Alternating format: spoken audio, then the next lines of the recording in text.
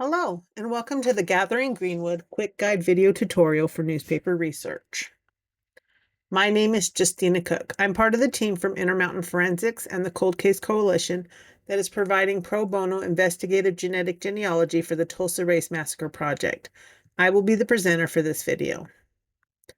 This video will go over the following recommended newspaper resources for beginners. You can pause this video at any time and capture this list or anything else displayed during this presentation that you would like to save for later. Different newspaper websites have varying coverage of the different newspaper titles, dates covered, and so forth. To see what newspapers existed in different places and times, the Library of Congress website has a really great free resource called Chronicling America where you are able to do that. Here we have a screenshot of the Chronicling America website. There are a couple of specific areas I'd like to call your attention to here. First, circled over to the right, is the U.S. Newspaper Directory 1690 to present. This is where you go to see what newspapers existed in an area for a specific time period. Once you found a newspaper of interest, you can then do an internet search for that title to see if it's available online. If it hasn't been digitized yet, you can use the holdings information to see what repositories have copies of that newspaper. And if that service is offered, you can request a lookup or you can hire a researcher local to that area to go in person and do that lookup for you. Circled over there to the left is a tab titled All Digitized Newspapers 1756 to 1963. Under that tab, there's a link titled Download Complete List, where you can see all of the titles that have been digitized and are available on this website. Also under that link, you can filter by state, ethnicity, and language. There are quite a few options in each of these categories. Some that may be of a special interest to the Greenwood community are African American and Indians of North America in the ethnicity category. Under the language menu, Cherokee and Choctaw are both options. Moving on to another free resource, let's take a quick look at Google News. In addition to using the URL seen here, you can also just do a quick Google search for Google newspapers and it should come up as the top search result. As you can see in this screenshot, there's a search box above the newspaper titles where you can type in a general search of what you're looking for. You can also go directly into the images by clicking on one of the titles. The number of issues and date ranges covered are listed under each title. The place of publication is not included, so unless there's a clue to that in the title, you will need to know the name of the newspaper you'd like to look at. Now we're going to talk briefly about the Oklahoma Digital Newspaper Program. This is an online digitized newspaper collection for Oklahoma. A lot of states have similar collections. You can try an internet search with the name of the state you're interested in, along with digital newspapers in quotes, in order to find some of these other websites. On this website, you would type what you're looking for into the search box at the top of the page. Then, along the left-hand side of the screen, there are quite a few filter options you can choose from if you want to narrow down your search results. You can filter them by time frames of decades, years, months, and/or days. You can also narrow it down to the specific county you're interested in. The next website I'm going to talk about is newspapers.com, which does require a paid subscription to use. If you know the specific newspaper title or the area that you want to search, you can use the browse option to go directly to them. As you can see here, I selected Oklahoma, then Tulsa, then a specific newspaper where I can then see what years, months, and then specific dates are available under those choices. Then on the right-hand side of the page, there are thumbnails of each page of the newspaper for that specific date of publication where you would then click in order to browse that newspaper. If you want to do a general search just to see what's there, what might be available for your person of interest, there is a search box on the homepage where you can type in whatever names and/or keywords you'd like to. A good way to start off a search is to put the name of the person you're looking for in quotes and see what kind of results you get back from that. This will get you results where those words and/or names are fairly close together, including results with a middle name or initial or even a couple of words in between, as well as an exact match. This is really nice if the name isn't listed exactly how you put it into the search, but it can be frustrating if you need that exact phrase and it brings you back results with other words thrown in there. So that's just something to be aware of. It does make searching a little easier in some respects since you don't have to know exactly how the name was listed in order to find it like you would with a Google search. This website does a lot better with exact searches, but it does have some limited wildcard and Boolean capability that you can use with your search terms. Only one wildcard can be used at a time. Otherwise, you won't get any search results back. If you aren't familiar with wildcards or Boolean operators, there is a separate quick guide video I recommend you watch, as these can be extremely helpful. Newspapers.com also has a blog where they go into detail on these. There are links to some of these at the end of this presentation. Some good tips for this and some of the other newspaper websites are sorting by date, either oldest or newest first, depending on your search. This is really nice for helping you be able to see the more relevant results first.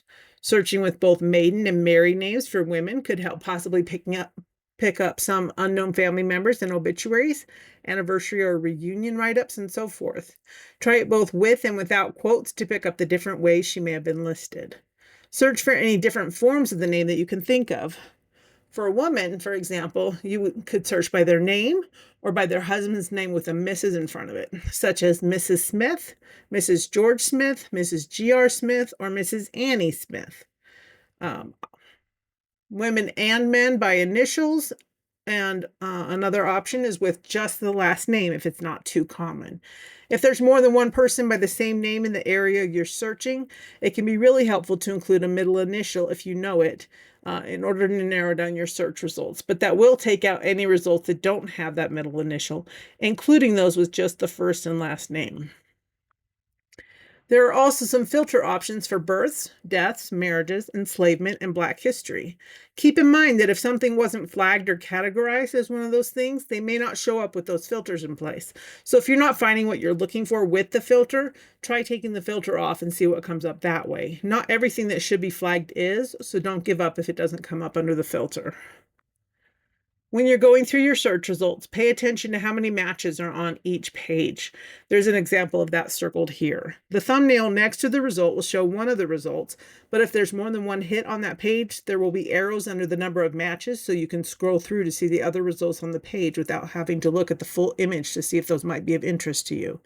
Be sure to also try searching for the name you're looking for with the last name first. Some obituaries, I've seen it more frequently on some of the more recent ones, and other published lists will list the surname first, so that can bring up more results you might not have gotten otherwise as well.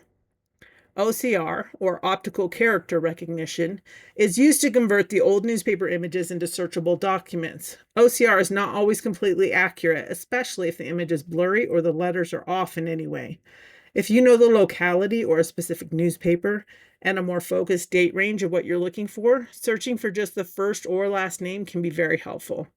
Another thing you could try is to go into the newspaper of interest for a specific date and go through page by page to see if what you're looking for is there. When looking for an obituary, I would recommend going from the date of death to up to 2 weeks afterwards to see if an obituary was published in that particular newspaper. The obituary could be on the front page, in a section specifically for obituaries, or depending on how far back that newspaper was published, it could be scattered throughout the paper mixed in with other articles and news snippets. Dates in online trees on tombstones and other sources can sometimes be off by 1 or 2 years or even more. If you're not finding what you're looking for, you could try opening your date range up at least a little bit to see if it might come up that way. Sometimes you won't find an obituary around the date of death, but on the anniversary of the person's death, there might be an in memoriam notice published by their family to commemorate when they died. The more open you can make your search, sometimes the more things you'll be able to find. If the person you're researching was part of a well-known event or something that would have been of more interest to the public at large, it is very likely that it could have been picked up by many other newspapers that weren't even in the area where the event happened. One example of this is the Tulsa Race Massacre, which was covered in newspapers all over the world in 1921. If there are a ton of search results, you can narrow it down by date and locality. If you're just looking for general results, you could narrow it down to the lifespan of the person you're looking for. You would just put in their birth year to their death year, or you could go from their birth year to the current year to see if they were mentioned in their children's obituaries or anything like that after their death. With the locality, you can narrow it down to the specific state and county you're looking for, or you could select more than one state if they lived in several different places or had family members in other places, where a notice may have been published that that family member had received word of their death or went out of town for their funeral.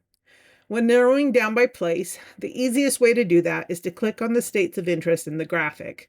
If you only select one state, you have the option to narrow it down by county as well.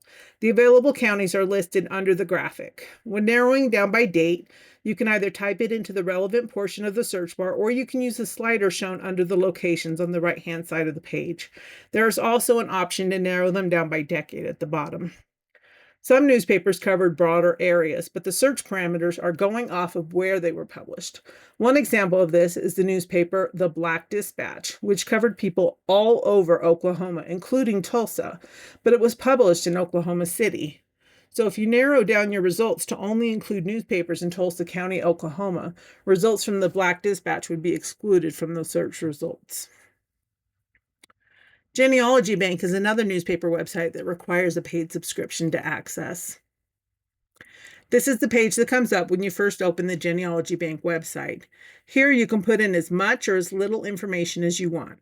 This includes the name, a date range, or a specific date, keywords to include or exclude, the state, which would then allow you to search by city, then specific newspaper. If you know what area or newspaper you're interested in, there is also a browse option, which you can access at the top of the page. Results can be narrowed down by dates and places. When narrowing by place, you can select more than one state at a time, which you can see in the bottom left of the screenshot. So you can just go ahead and select any areas that you feel might be relevant, or you can open it up to all of the states to see what's there and if something may have been published in a place they never actually lived. There is a filter box just above the search results, which includes the option to sort by oldest or newest publication dates.